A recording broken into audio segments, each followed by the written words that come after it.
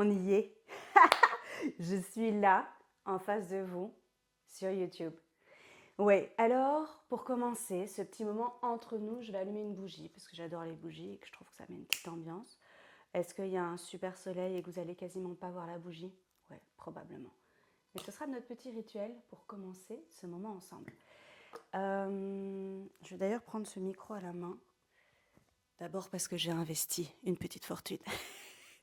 Et parce que je pense que vous m'entendrez mieux.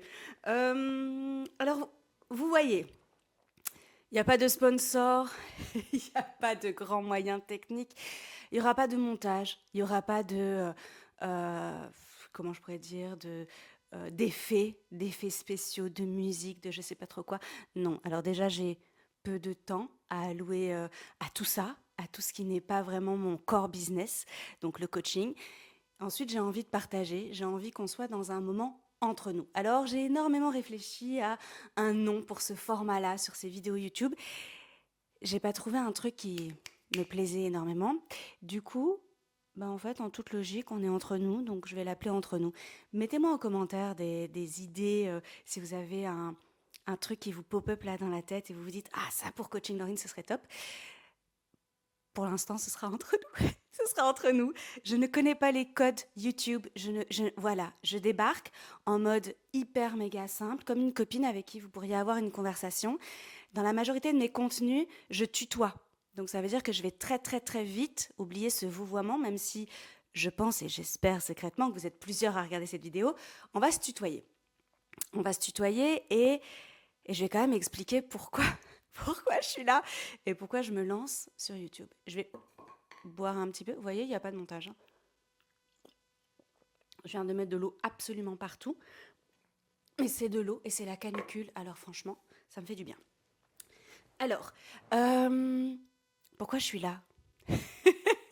Pourquoi je suis là et qui je suis? On va commencer par ça. Je pense que c'est une bonne base pour se découvrir, apprendre à se connaître. Si jamais tu n'as pas déjà suivi toutes mes aventures depuis 4 ans sur Instagram, ou si tu n'es pas sur Spotify, Apple Podcasts, ou même ici sur ma chaîne YouTube avec la Boost Letter, donc mon podcast du lundi matin, en fait, c'est intéressant que je t'explique peut-être pourquoi tu es en train de me regarder. Si tu es en train de manger, bon appétit.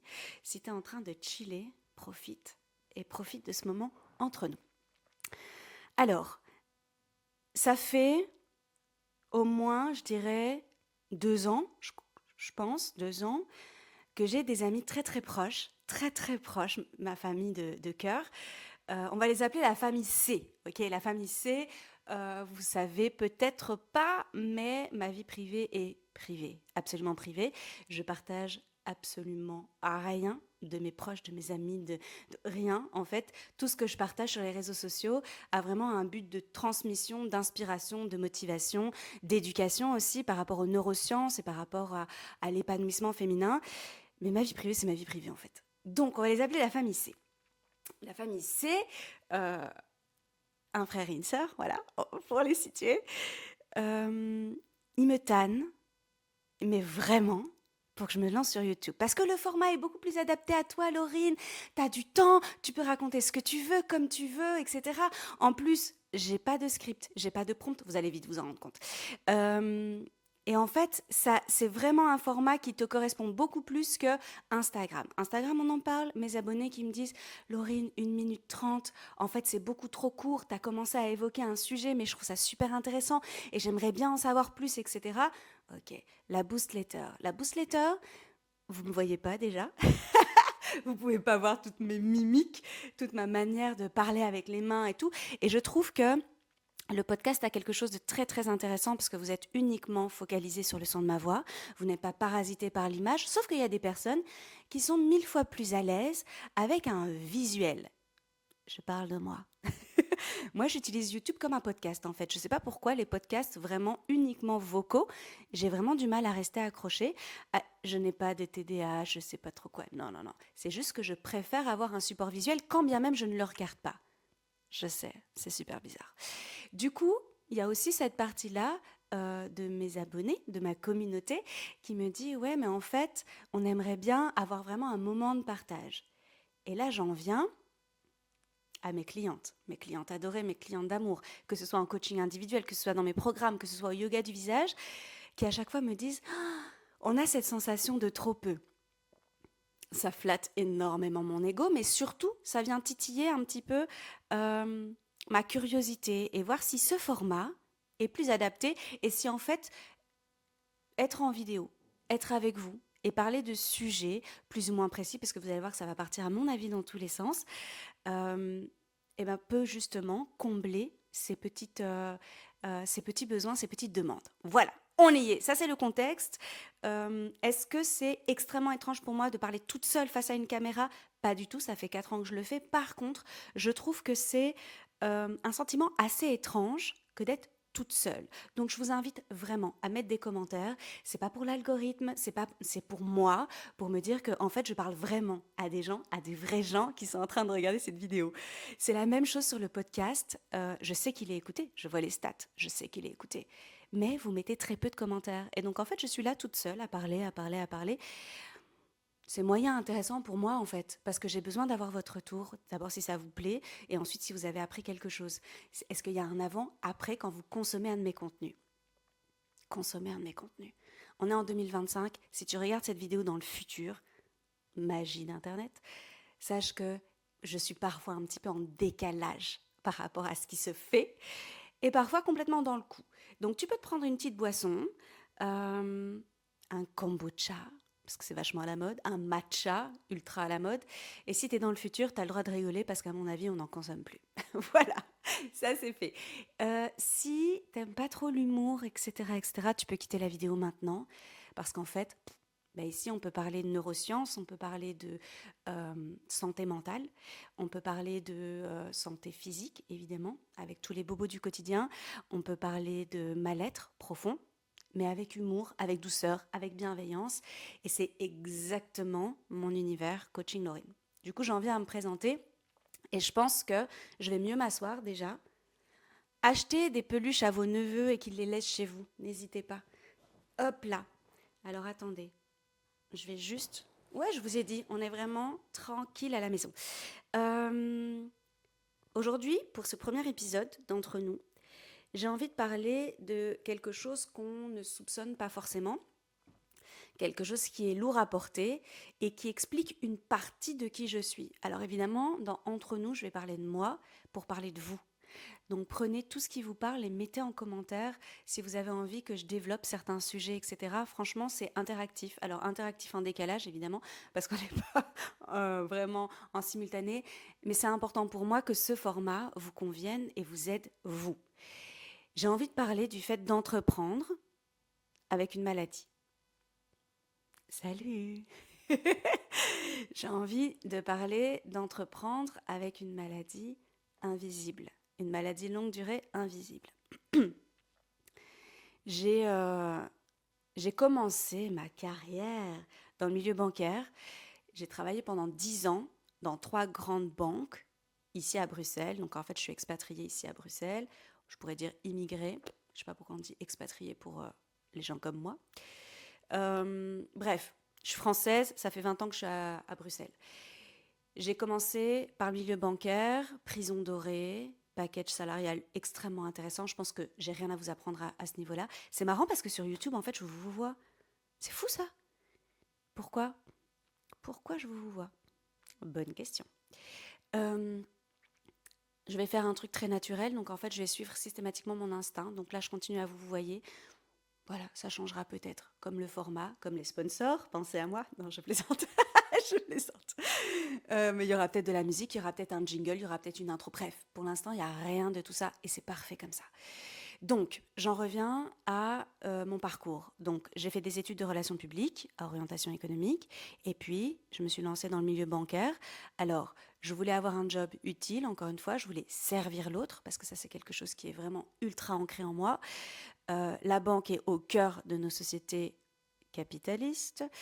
Et en plus, ils m'ont donné ma chance, sachant que je ne parle pas du tout néerlandais. Je suis dans un pays qui est trilingue, et en fait, le néerlandais, bon, l'allemand, sorry, la communauté germanophone, mais un peu mis de côté. En tous les cas, le français et le néerlandais sont extrêmement demandés, même pour, je ne sais pas moi, des jobs... Enfin, tu veux être hôtesse, bon, peut-être ça c'est un truc touristique, mais tu veux travailler dans un resto, tu veux travailler à la caisse d'un supermarché, etc. Bon, bref, on te demande les deux langues. Euh, et donc, ils m'ont donné ma chance et ils m'ont formée, etc., etc. Donc, c'était super. Franchement, c'était super. Par contre, au niveau valeur humaine, je n'étais pas du tout en phase. Au niveau pression, quand bien même j'avais pas de job à prospection commerciale, j'avais une pression de rentabilité, etc. C'était bof bof. Bref. 2020, très important, parce que c'est une année pivot dans ma vie. 2020, je travaille en gestion de fortune dans une banque française, une banque privée française, et je tombe malade. Je tombe sévèrement malade, je tombe gravement malade. Bref, on met les mots qu'on veut. Euh, et là, je commence une descente aux enfers pendant 18 mois. Atroce. Atroce, atroce. J'en ferai peut-être un autre épisode. Atroce. Simplement pour expliquer qu'aujourd'hui, 5 ans et demi plus tard, j'ai encore des séquelles. Je vais vachement mieux. Méga, vachement mieux. Déjà, je suis capable de faire une vidéo sur YouTube avec vous. Je ne sais même pas si le cadre est OK. Je remercie énormément mon ami qui m'a prêté un peu le setup ici. Ce micro, vous avez bien compris que c'était moi, hein, je l'ai dit. Mais en tous les cas, la caméra et tout, parce que sans lui, très certainement que j'aurais pas passé le pas. Et comme lui, il insistait terriblement, oui, il fait partie de la famille C si vous avez suivi. Du coup, allez, on revient. Je suis en gestion de fortune, je tombe gravement malade. Je suis d'abord alitée complètement, puisque je ne peux plus marcher, je ne peux pas manger, me préparer à manger, je peux pas. C'est très compliqué, vraiment très très compliqué. J'ai beaucoup de fièvre. Enfin, je vis un enfer et comme on ne connaît pas tellement cette maladie, voilà, 2020, tu fais un petit lien. On ne sait pas en gros comment je vais évoluer, si je vais me réveiller le lendemain, en gros. Voilà, c'est un peu ça le contexte. Assez effrayant, je vis toute seule, donc je suis ultra isolée et ça devient sérieux. Ça devient sérieux. Niveau santé. Bref, je reprends le boulot en mi-temps médical. Mi-temps médical, c'est mi-temps thérapeutique, je pense, en France, si tu es en France. Enfin bref, je travaille à mi-temps. Pour la première fois de ma vie, je fais du télétravail. Télétravail à mi-temps. Et je galère. Je galère à mort. Je galère à mort. Je galère à mort, sachant qu'à ce moment-là, je passe à peu près 15 à 16 heures par jour à l'IT. Ouais. Je dors, j'ai des nuits de 11-12 heures et je redors l'après-midi. Enfin bref, un enfer. Un enfer et je passe sur les douleurs terribles, le brouillard cérébral, les pertes de mémoire alors que j'ai une mémoire excellente. Euh, c'est extrêmement compliqué. Et là, déclic. Alors j'explique toujours qu'il y a deux déclics pour l'être humain, le deuil et la maladie. Pour moi, du coup, ça a été la maladie.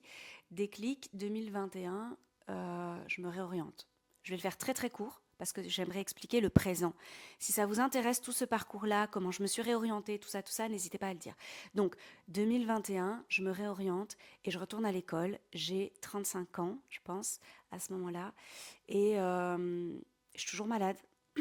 Sauf que je suis capable d'avoir une batterie sociale d'un peu plus de 2 heures parce que jusqu'à juin 2021, j'ai à peu près 2 heures d'autonomie. 2 heures d'autonomie. Catastrophe. Nul. Qu'est-ce qui se passe au bout de 2 heures? Je deviens livide, je bascule en malaise, je dois m'allonger. Enfin bref, c'est pas très facile pour vivre au quotidien. Et je me lance ce défi énorme de me réorienter, de retourner à l'école, de choisir une académie européenne de coaching qui me permet d'être dans une classe hybride avec une classe à Luxembourg et une classe en distanciel avec des gens en Guadeloupe, des gens en France, des gens en Belgique, dont moi. Et je me forme. Et je me forme avec une détermination qui me caractérise, c'est-à-dire que j'ai cours le matin et l'après-midi pendant une semaine, puis j'ai X semaines off, avec des devoirs, avec des travaux à faire en groupe, etc. Puis à nouveau, je pense le trimestre d'après, j'ai une semaine intensive, etc. Pendant cette semaine-là, j'ai une méthodologie pour éviter de crever. Donc en gros, je mange pas le midi. À chaque pause, pour éviter le malaise, je m'allonge ici même, sur ce canapé, les jambes en l'air, avec de l'air et une respiration profonde. Je demande toujours à passer la première à chacun des exercices de jeu de rôle, parce qu'après, je n'ai plus d'énergie, c'est-à-dire que je n'ai quasiment plus de voix, je suis livide et je dois me tenir à mon bureau. C'est ça le contexte. Est-ce que c'était une mauvaise idée? Pas du tout. En fait, c'est une illusion mentale de croire que on prend nos décisions en fonction de je me sens prête, je me sens pas prête. C'est pas vrai. C'est est-ce que la situation actuelle est plus inconfortable pour moi que la nouveauté, l'inconnu du changement. Et c'est ce petit gap-là qui fait qu'à un moment donné, on se lance. Moi, je n'en pouvais plus. J'en pouvais plus de ma situation. Je travaillais plus à ce moment-là. J'étais à 100% en maladie en 2021. Et on me dit, bah voilà, tu as envie de faire quoi? J'ai passé des entretiens. Comment vous dire? Je savais que je voulais quitter le milieu bancaire et j'avais pas vraiment d'idée sur ce que j'avais envie de faire. Et du coup, là, j'ai pris une coach. Voilà, très court. Quand je m'inscris à l'Académie européenne de coaching, c'est plusieurs milliers d'euros d'investis et ma famille en flip total que je tienne pas physiquement en fait. Sauf que c'est extrêmement important et ça c'est vraiment le côté neurologique, le côté neurosciences aussi, d'avoir des projets de vie, d'avoir quelque chose qui te donne envie de te réveiller le matin, d'avoir une projection, une vision. Alors au fur et à mesure, tu peux la travailler. Ouais, vous allez voir, je vais beaucoup bouger, mais parce que j'ai des jambes un peu spéciales. Euh, Tu peux la travailler, ta vision, pour qu'elle soit la plus fine et la plus structurée possible. Sauf que, à la base, quand tu n'as pas trop de disponibilité mentale, etc., et que tu es plutôt en mode survie, juste d'avoir un projet, ça te sort de la dépression. Parce que 2021, je commence à sombrer. Faut pas me mentir, je commence réellement à sombrer parce que mes vies sont rythmées par ma maladie, parce que tout est compliqué, tout est effort, mais effort monumental, et tout est douleur. C'est-à-dire que j'avais des dizaines de pics de fièvre par jour et qu'à un moment donné, tu te demandes pourquoi tu te réveilles le lendemain. T'as pas des envies suicidaires, ça n'a rien à voir, absolument rien à voir. Je sais pas s'il y a des mots interdits sur YouTube, sorry. Je sais pas si ma première vidéo sera bannie. Euh, En fait, c'est juste que tu n'as pas d'intérêt, tu perds complètement le sens de tes journées et en fait, il n'y a aucun intérêt à vivre la journée du lendemain parce qu'elle va être exactement comme la journée actuelle et qu'elle n'est pas intéressante. Elle te fait pas vibrer, elle t'anime pas, tu te fais chier en fait. J'ai regardé j'ai un rideau dans ma chambre à côté de mon lit. Euh, j'ai passé des heures à le regarder bouger au gré de la petite brise de vent de ma terrasse. Des heures. Et quand je dis des heures, c'est des dizaines d'heures, hein, à rien faire parce que je ne supportais pas le bruit, parce que je ne supportais pas la lumière, parce que je ne supportais pas la socialisation. Et donc en fait, j'étais seule, allongée dans mon lit avec des douleurs partout dans le corps, avec de la fièvre, à tousser comme un pompier, ça se dit ça? Bon bref, à tousser quoi, énormément, et à regarder mon rideau. Bah honnêtement, t'as envie de te flinguer quoi. Enfin, faut pas. C'était pas mon cas. Par contre, j'avais pas tellement envie de me réveiller le lendemain pour revivre la même journée. Et en même temps, j'ai un côté ultra altruiste et empathique et je le faisais parce que j'ai une famille de sang et de cœur. Et que pour eux, je me disais ok, ça vaut le coup et on va aller faire cette marche au parc, mon parc, que j'y suis allée, je pense que ça doit faire au moins 1000 fois maintenant. Je le connais par cœur, c'est ma maison. Et ça faisait partie de ma rééducation à l'effort, ça faisait partie de ma rééducation respiratoire, etc. Bref. Et donc, je mettais mes baskets sans envie, hein. Simplement, la dire, je le fais pour quelqu'un. Ok. Pas pour moi. En toute certitude, à ce moment-là, c'était pas pour moi. Et donc, d'avoir un objectif, d'avoir un projet, peu importe ce que c'est, ça nous maintient en vie. Et ça va sécréter, bien malgré nous, à l'intérieur de notre corps, en biochimie, des hormones super intéressantes, des hormones de bonheur notamment, qui vont venir réguler cet état dépressif et qui vont nous donner envie de nous impliquer, de nous engager au quotidien. Ça a été l'Académie européenne de coaching en ce qui me concerne et guérir. Parce que, petite parenthèse, je suis le genre de meuf qui faisait des mois anniversaires, j'avais oublié le mot, des mois anniversaires. Donc en fait, à mon premier mois de maladie, j'avais mis une bougie sur un gâteau en disant, bah voilà, ça fait 1 mois que je suis malade et c'est le dernier. J'ai fait ça pendant des mois jusqu'à ce que mon médecin me dise il faut arrêter. Il faut arrêter de faire les mois anniversaires. Je pense pas que ça vous aide. On va stopper. Et effectivement, au bout d'un moment, c'était plutôt alimenter mon découragement et mon désespoir et de me dire ah bah tiens, ça fait 11 mois anniversaire. Ah bah ça fait un an. Ok, ici ça fait 5 ans et demi. Je fais plus du tout ça, mais je fais plus du tout ça depuis bien longtemps, sachant que je guéris chaque année. Chaque mois, c'est pas correct. Chaque année, c'est correct. Euh, du coup, on en revient au projet. Je m'inscris dans cette académie européenne et je mets tout en place pour que ça marche. Parce qu'en fait, la manifestation, les projets, tout ça, c'est génial. Mais si tu fais pas les actions, si tu te donnes pas les moyens de tes résultats, il se passe rien. Absolument rien. Donc la pensée positive, le mindset, tout ça, c'est important, mais le passage à l'action, il est vital. Je le dirai jamais assez. Du coup, je m'inscris dans cette académie. Je ne vais pas répéter tout ce que j'ai dit sur comment je gère mes semaines à l'académie. Euh, Ça fonctionne plutôt bien, plutôt très bien même. J'adore ce que je fais et je suis plutôt douée. Et en fait, je commence à coacher déjà en juin 2021 de manière tout à fait bénévole et dans le cadre de mon travail de fin d'études, le mémoire qu'on doit rendre sur le coaching. Et, euh, et ça se passe très bien en fait. En fait, je suis comme un poisson dans l'eau. En plus, je suis poisson, ça tombe bien. Non, on n'ouvre pas de débat astrologique, je ne sais pas à quoi correspondent les poissons, c'est juste que je suis née le 10 mars. Je l'ai placé. Ouais, je suis une dingue des anniversaires, de tous les anniversaires de la planète. Du coup, ce qui est intéressant, c'est de se dire, ok, je me lance en étant encore super malade. Jusqu'en 2022, c'est très compliqué.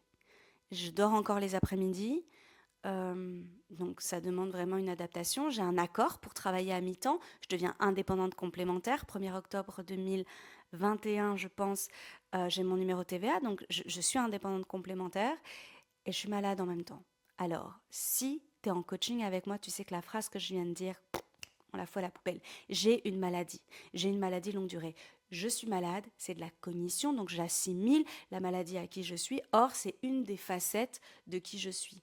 C'est hyper réducteur de dire je suis grosse, je suis malade, je suis fatiguée, je suis désespérée, je suis nulle en maths, je suis...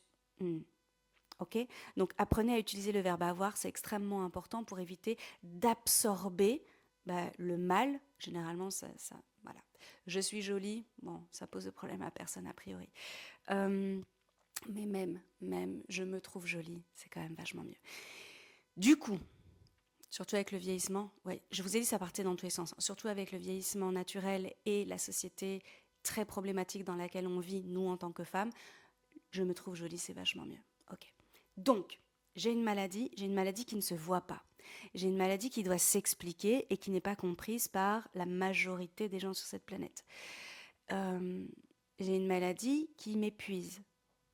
Et quand je dis qui m'épuise, c'est pas la petite fatigue. Avant 2020, j'étais fatiguée. J'étais fatiguée parce que je dormais pas assez. Oui, j'ai super chaud en fait.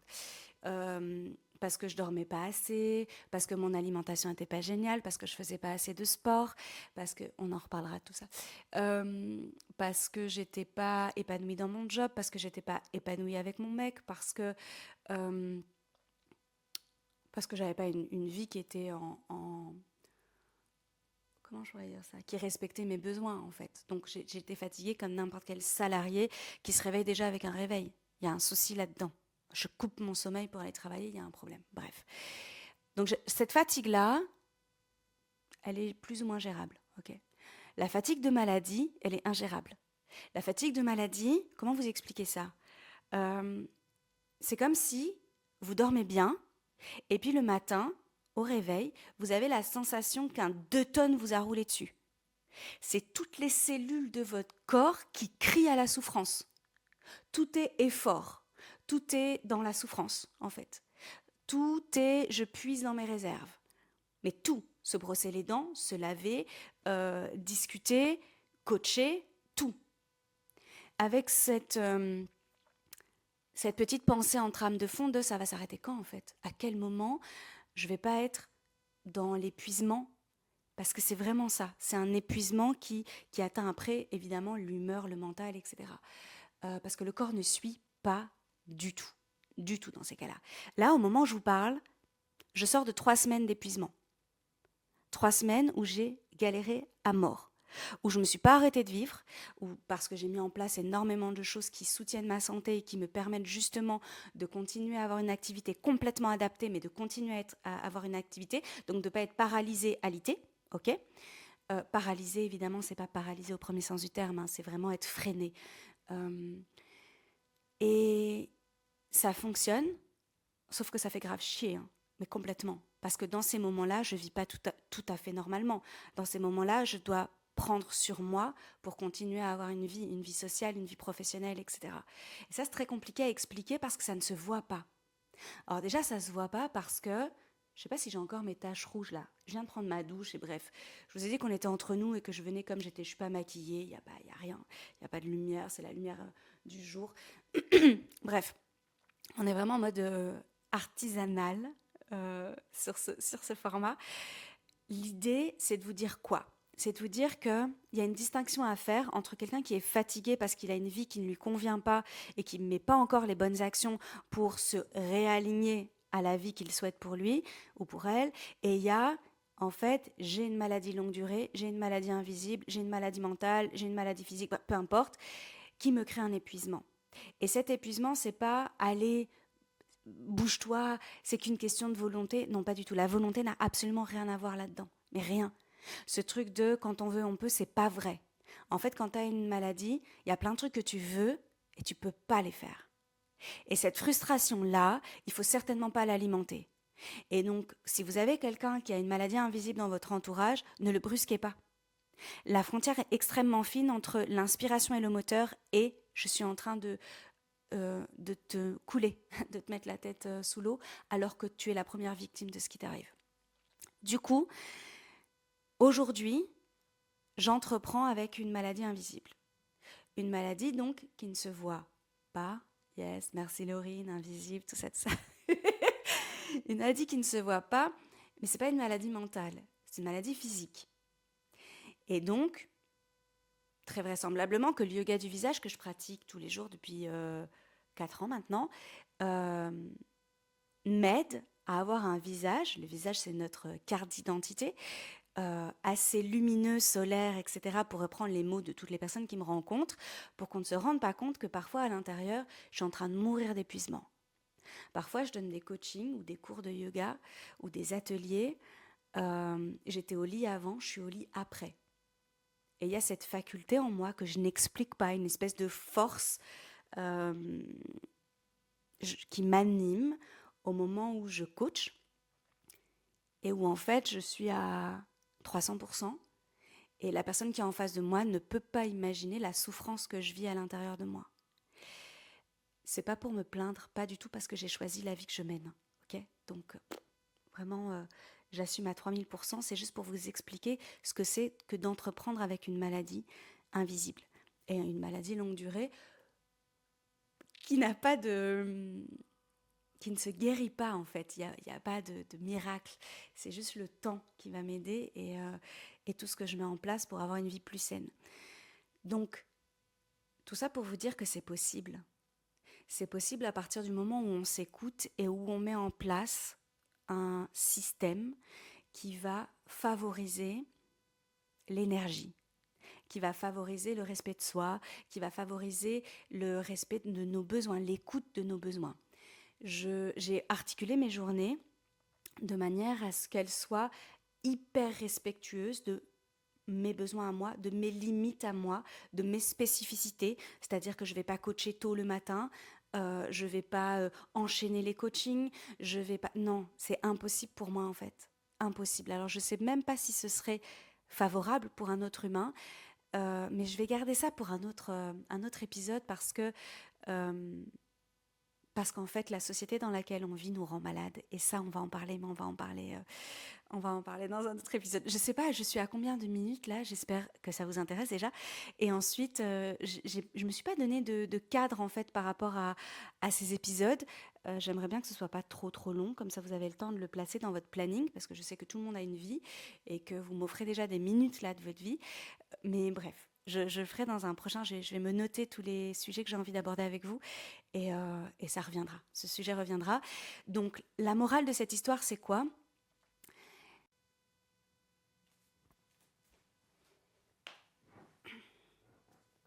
C'est un truc de fou parce qu'en fait, c'est la caméra qui m'a arrêtée. Apparemment, j'ai une durée maximale d'enregistrement et je l'ai dépassée pour le premier épisode. J'adore. Bah, c'est pas grave, il y aura un micro-montage là. Du coup, je vais coller mes deux vidéos et je vais quand même finir ce que j'ai envie de partager aujourd'hui dans ce premier épisode. On peut entreprendre avec une maladie, on peut entreprendre avec des spécificités quelconques, des problèmes de concentration, des problèmes d'attention. Euh, on peut entreprendre. Il n'y a pas de limite en fait à l'entrepreneuriat, c'est ça qui est extraordinaire, à partir du moment où on crée un système qui fonctionne sur nous. Et pour ça, il faut tester plein de choses, mais pas s'éparpiller non plus. Ça aussi, le burn-out du bien-être, on va en parler dans un prochain format, dans un prochain épisode, prochain format, n'importe quoi. Euh, c'est important pour moi de partager ce message d'espoir et de motivation, de dire, peu importe ce que tu traverses, en réalité, tu peux le faire, mais tu peux le faire à ta manière. Il n'y a pas une manière fixe et figée de s'épanouir dans la vie. Il y en a une qui te correspond à toi et tu l'as peut-être pas encore trouvée, ou peut-être que tu es sur le chemin, justement, pour améliorer plein d'aspects de ta vie qui aujourd'hui te pèsent ou sont trop lourds. N'attends pas d'être prête, vraiment, parce que ça n'existe pas. C'est une construction mentale de procrastination, d'attendre le bon moment. Tu le crées le bon moment en fait. Et tu te lances et ça marche pas. Si ça marche pas, c'est pas grave parce que tu auras appris ce qui fonctionne pas avec toi et comme ça te permet de faire mieux la prochaine fois. C'est extrêmement important de d'oser, d'avoir le courage d'oser, peu importe la situation dans laquelle tu te trouves. C'est mon message aujourd'hui. J'espère que ça vous a plu. Je vais trinquer avec vous. J'espère que vous avez trinqué avec moi pour ce premier épisode. Je bois un petit coup en même temps parce que je suis un chameau et que je bois pas assez. C'est pas bien. Buvez beaucoup d'eau plate, tempérée. On en reparlera aussi. Merci infiniment d'avoir suivi ce premier épisode d'Entreprendre avec une maladie invisible.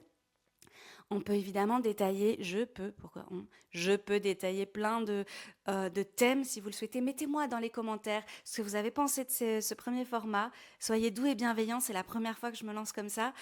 Et si vous avez envie que j'aborde certains sujets, je le fais avec énormément de plaisir. Je vais poster cette vidéo aujourd'hui, vendredi 15 août. Je m'engage auprès de vous. Vous allez voir, ça aussi, on va en parler. Parce que je trouve que finir la semaine ensemble, c'est super chouette. On la commence ensemble avec la Boostletter à 7h30 le lundi et on la finit ensemble. Alors peut-être que je vais la poster à 20h. 20h, ça me semble bien, ce soir. Et donc, je ne sais pas, est-ce que je fais 2 vidéos par mois? Parce qu'une vidéo par semaine, c'est chaud. Hein. Parce que, encore une fois, on en revient à ce que je viens de dire, si j'ai envie quand même de partager en étant cohérente et tout. Parce que quand je suis épuisée, vous allez voir que j'ai beaucoup plus de mal à trouver mes mots, que j'ai parfois une incohérence dans la structure, dans le script invisible, hein, puisque je suis en total impro. Donc voilà, bref, dites-moi, ça vous a fait plaisir de passer un moment juste entre nous. Oui, j'ai replacé le titre de de mes vidéos YouTube.